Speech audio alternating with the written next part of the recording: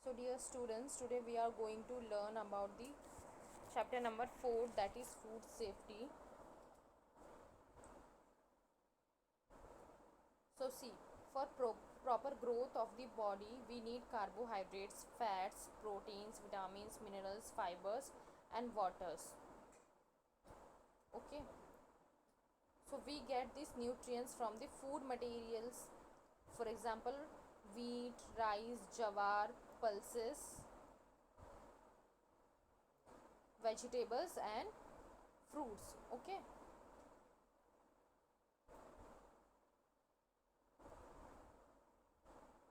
so it means if we eat food in a proper way, we will stay fit and healthy.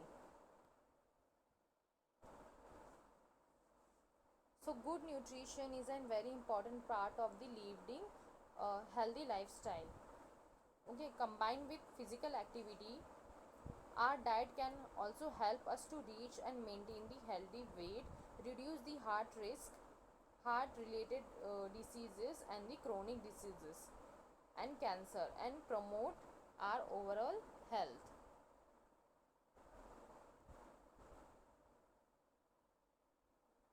So have you ever experienced sometimes after having a meal stomach upset or vomiting is there? You feel okay? Why? Because the food which are consumed by us are spoiled by the some microorganism or due to the other reasons. So that's why we get stomach pain and we feel vomiting.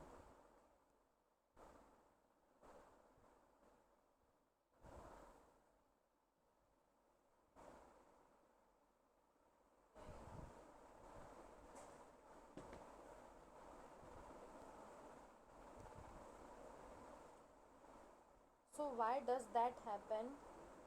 Because of the food spoilage. So food spoilage is the process where food product becomes unsuitable to ingest by the consumers. So the cause of such a process is due to the many outside effects, okay, as well as how the product is packaged and stored. And due to the food spoilage, one third of the world's food produced for the consumption of the humans is lost every year. And the main reasons of the spoilage of the foods are the bacteria and the various types of the fungi that are causes the spoilage of the food material and can create the serious consequences for the consumers. But there are preventive measures also available.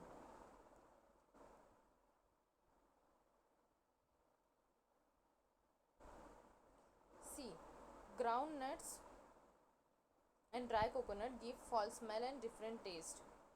Okay, so it is said to be that they become rancid. So see first, what is rancidity? So rancidification is the process of complete or incomplete oxidation or hydrolysis of the fats and the oil when they get exposed to the air, light or moisture or by bacterial action, which resulting in the unpleasant taste and the odor. Specifically, it is the hydrolysis or auto-oxidation of the fats into the short chain aldehydes and the ketone.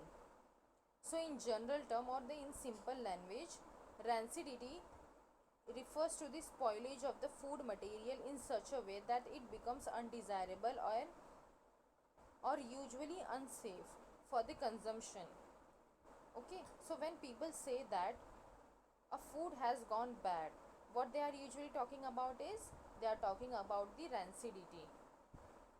So groundnuts and the dry coconuts contains the lipid components, and oily lipids and the fats components are present inside the peanuts and the dry coconuts. Okay, so the peanuts and the dry components found to be more susceptible to the rancidity when they exposed to the heat, oxygen and the light at the same time rather than exposure to the only dry heat. So that's why dry coconut and ground nuts give the false smell and different taste because of the rancidity. See, spoiled food items. So spoilage of the food meaning the those foods which are undesirable for eating. Okay, So sometimes fruits or their skins turn black, and some foodstuffs also give out a false smell. Such foodstuffs are not suitable for eating. So sometimes naturally available food materials are spoiled by wrong handling, as well as when they are overcooked or improperly stored. Say in damp place. So in damp place, if the food materials are improperly stored or in they are stored in unhygienic condition, they are also get spoiled. So in such cases, the quality of the food materials deteriorates. So see in the picture, the skin of the orange fruits get blacks, and there is the whitish cottony fibers grown on the surface of pickle and the strawberries. Okay, so this whitish cottony fiber growth are nothing but the growth of the fungus. Okay, so these fruits and the pickles are get spoiled due to the growth of the fungi. But there are also preventive measures available. You have seen that your mother, when your mother prepares the pickles, okay, they add the large amount of the oil and the salt into the pickle. Why? Because oil and the salts are used as a source of the preservatives. Microbes and the bacteria or and other fungi, spores of the other fungi, cannot withstand in the oily condition and at the acidic condition. So that's why oil and the salts are used as a preservative to preserve the many foodstuffs, for example pickles, chutney, murabbas and jams, etc.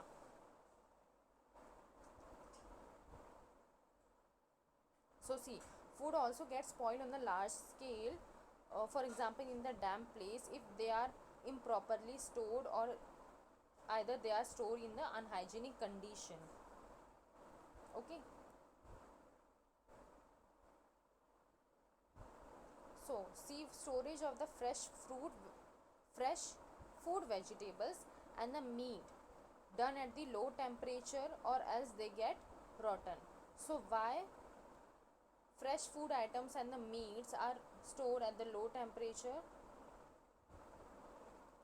Because foods are stored at the low temperature to prevent the growth of the microorganisms and the other bacteria and the spores of fungi, and the activity of the enzymes which are present in the microorganisms, and the chemical reaction due to which the food gets spoils. Okay, so means if foods are stored at the low temperature, the enzymatic activity of the microorganism, growth of the microorganisms and the chemical reaction due to which food gets spoiled, all these reasons are get reduced. So freezing prevent the growth of the most food-borne microorganism, and refrigeration temperatures slow down the growth of the microorganism. So refrigeration below 5 degrees Celsius effectively retard the growth of the many foodborne pathogens or microorganisms. The cooling rate is important in controlling the growth of the microorganism. A slow cooling of the food allows times to microbial growth. This can occur in the large volume of the hot or warm food in a big container.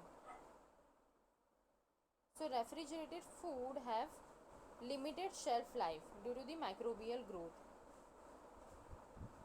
So in frozen foods, microorganism will not grow, but there will be the survivors after long storage.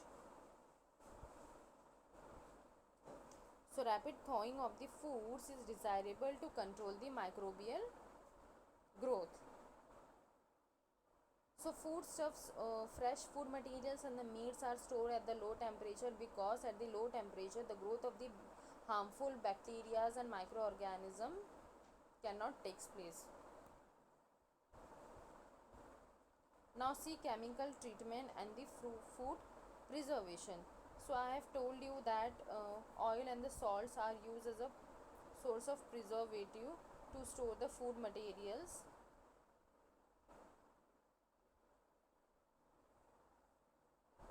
Now see, some foods are packed in the cans, okay, in the tin cans. And chemical preservatives are also added into these cans. So canning is the process of applying the heat to the food material that is sealed inside the tin jar in order to destroy the any growth of the microorganism that can causes the food spoilage. So proper canning techniques stop this spoilage by the heating the food for a specific period of the time and killing the microorganisms.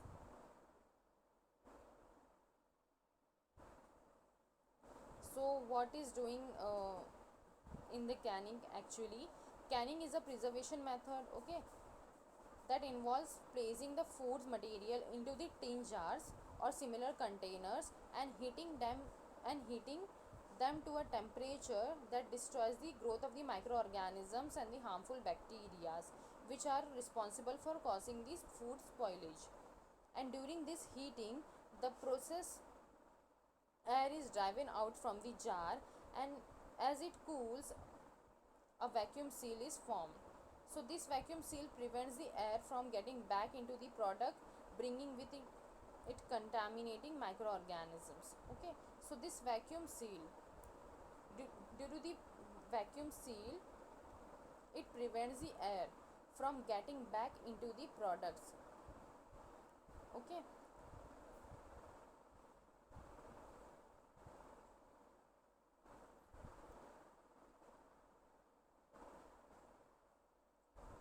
Now see in the picture, low grade or quality metal tin.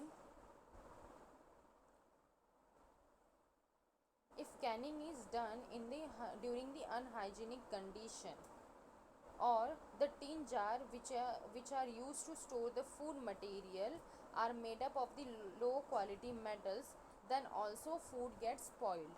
So if metal tin are used of the low grade chemicals or low grade quality, okay, so chemicals reacts with the food material which causes the spoilage of the foods. Now see loss of the nutrients. Sometimes nutrients from the food material also get lost due to the some reasons. Okay, nutrients like vitamin B and C are lost when foods are boiled or soaked in the water and then the water is thrown away. So by doing this, vitamin B and C, which nutrients which are present inside the food material, these all get lost. So nutrients like vitamin A are lost when fats are used for the cooking foods. So nutrients like vitamin A lost when the fats are used for cooking food. Vitamin B complex and vitamin C are water soluble vitamins, okay, and they are lost when the water in which vegetable are cooked is discarded. So nutrients of the food material get lost due to the some reasons. For example, we chop the vegetable after washing.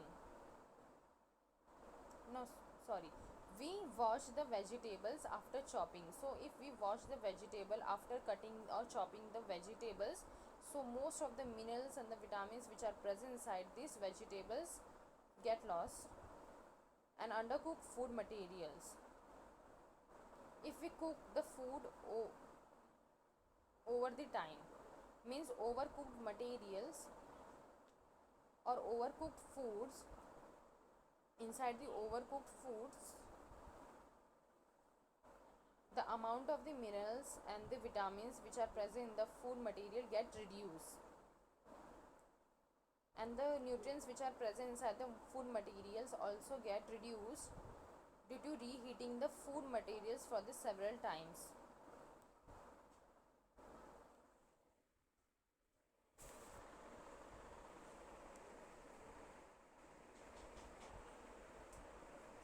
So India has shown great progress in the production of the various foodstuffs like cereals, fruit, pulses, vegetables, fish, meat, as well as milk and milk products.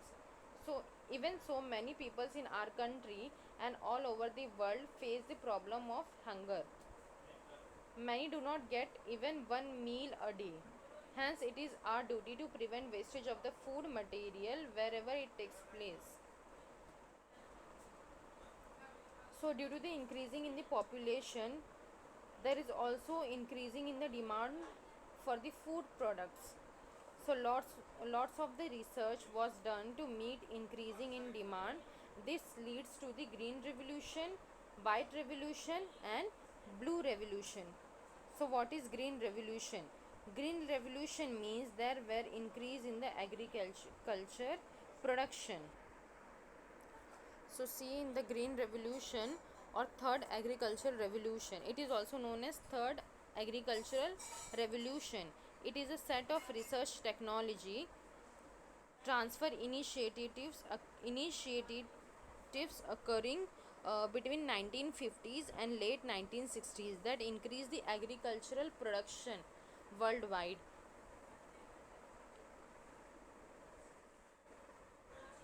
So these initiatives resulted in the adoption of new technologies which including high yielding varieties of cereals, especially dwarf wheat and the rice. It was associated with the chemical fertilizers, agrochemicals and controlled water supply and new methods of the cultivation including mechanization. So all of these together were seen as a package of the practices to supersede the traditional technology and to be adopted as the whole.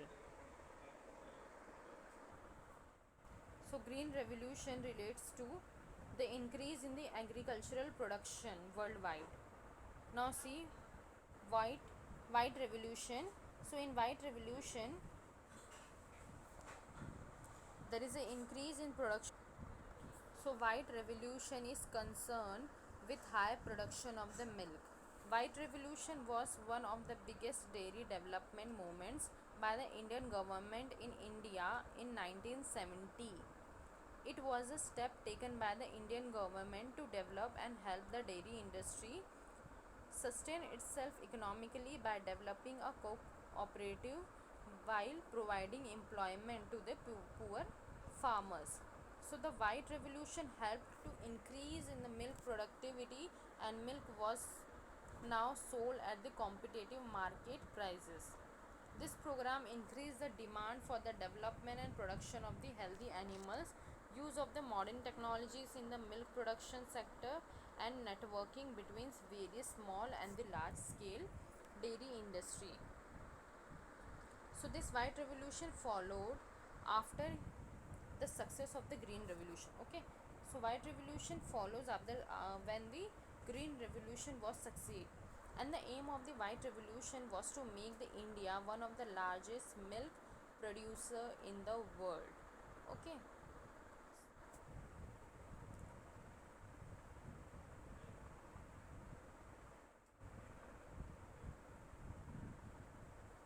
so who is the father of white revolution? Varghese Kurian was the father of the white revolution. He founded Amul, one of the largest milk producing companies in India. Curing, along with his friend H.M. Dalaya, invented the process of the making milk powder and condensed milk from the buffalo milk. Okay, so many companies were started under his leaderships, and former Prime Minister Lal Bahadur Shastri also created the National Dairy Development Board based on Amul's management, resource, infrastructure and arrangement. So what the father of white revolution is Varghese Kurian. He, along with his friend H.M. Dayala, invented the process of making milk powders and milk, condensed milk from the milk, buffalo milk. Okay, so he invented the process of making milk powder and condensed milk from the buffalo milk. Now see blue revolution. As you see in the picture, blue revolution means there is a increase in productivity in the seafood. Okay, increase the productivity of the seafoods and the aquatic animals which are economically beneficial.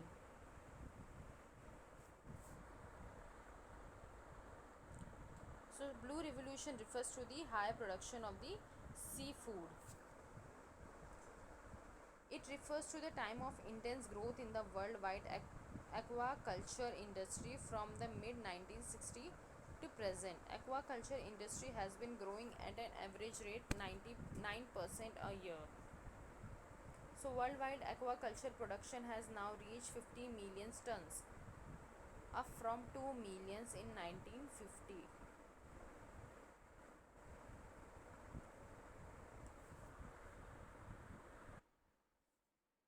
So blue revolution is also known as Neel Kranti Mission in India.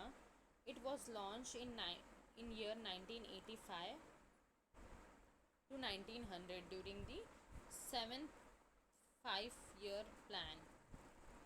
The main objective is to develop, manage and promote fisheries to double the farmers' income. The topic Blue Revolution comes under the GS3 of the IAS exam. Today, the Ministry of Fisheries, Animal Husbandry and Dairying manage the objectives of the Blue Revolution under the initiative Blue Revolution, Integrated Development and Management of the Fisheries. So, Blue Revolution is an initiative taken by the government for the growth of the aquaculture industry. It started in the China as it accounts for around two-thirds of the total aquaculture production worldwide. Because China accounts for the two-thirds of the total aquaculture worldwide, that's why the Blue Revolution has started in the China. Recently, the aquaculture industry has been growing at an average rate of 9% a year, and the India is the one of the fastest grower. The Neel Kranti mission was start of the Blue Revolution in the India with the vision of to achieve the economical prosperity of the India, keeping in view the sustainability, biosecurity and environmental concern. So in the Blue Revolution in the India was launched during the 7th 5th year plan during the sponsorship of the Fish Farmers Development Agency FFDA, okay, by the central government of the India.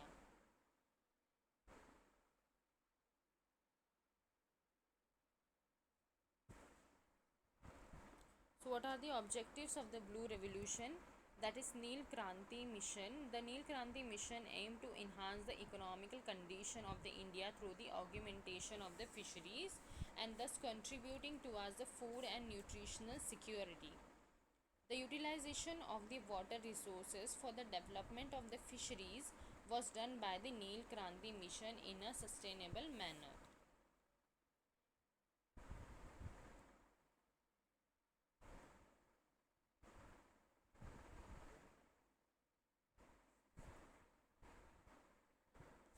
So the Blue Revolution scheme concentrates mainly on enhancing the productivity and production of the aquaculture and fisheries both from the inland and marine sources.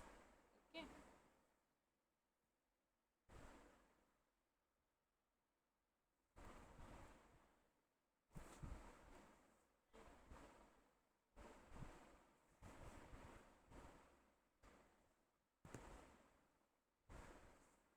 So wrong methods of the farming like hand sowing of the seeds, inadequate threshing, improper storage and wrong method of the distribution are some reasons for the quantitative wastage of the food.